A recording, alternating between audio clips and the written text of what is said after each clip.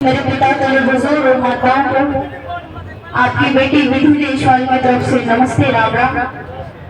समझ नहीं आ रहा इस दुख की घड़ी में कैसे इस पीड़ा को व्यक्त किया जाए, लेकिन मेरे दिल से, मेरे अंदर से सिर्फ एक ही बात निकल रही है कि जो ये रोष आपके अंदर है, जो ये अग्नि, ये ज्वाला आपके अंदर बढ़ती हुई है, इसको मेरे भाइयों कभी बुझने मत देना। जब तक हमारी बहन मनीषा को न्याय नहीं मिलता, इस आग को बुझने मत देना। क्यों?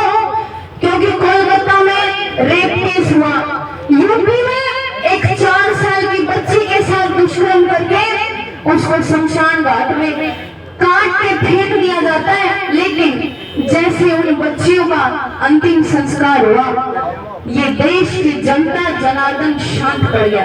लेकिन इस केस में शायद पहली बार हमारे हरियाणा में ऐसी घटना हुई है, इतनी दरिंदगी से किसी बेटी की इतनी निर्मम हत्या करी गई है। मेरे भाइयों बहनों, हमारा हरियाणा उन हरियों की धरती है, उस हरि की धरती है जब पर खुद श्री कृष्ण भगवान जी आए थे। मेरे भाइयों बहनों, इस ज्वाला को, इस आग को बुझने मत देना जब तक हमारी बहन को न्याय न मिले। एक बात और कहना चाहूंगी, बहुत सारे लोग ये कह देते हैं कि गलत सिर्फ उन लड़कियों के साथ होता है जो छोटे कपड़े पहनती हैं, गलत आचरण करती हैं। मैं पूछना चाहती हूँ इस समाज से, वो 4 साल की बच्ची जिसको यूपी में काट के शमशान घाट में फेंक दिया जाता है, उसने कौन से छोटे कपड़े पहने होंगे? उसने कौन सा गलत आचरण किया होगा जो उस बेटी के साथ इतनी दरिंदगी से दुष्कर्म किया गया?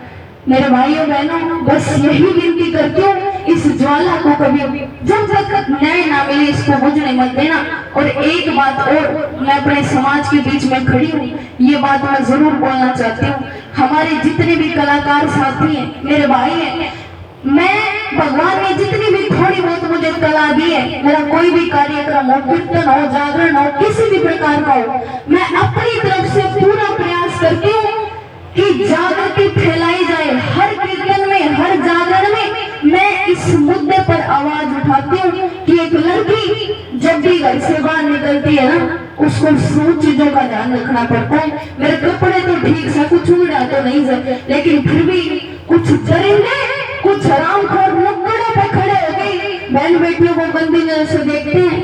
मेरे कलाकार भाइयों से विनती करते हो, जो आप ये गाने बनाते हो ना, इतने गंदे गंदे शब्द हमारी बहन बेटियों पर लिखते हैं, इनका असर जो युवा है ना, हमारा 90% युवा इन्हीं गानों को सुनता है।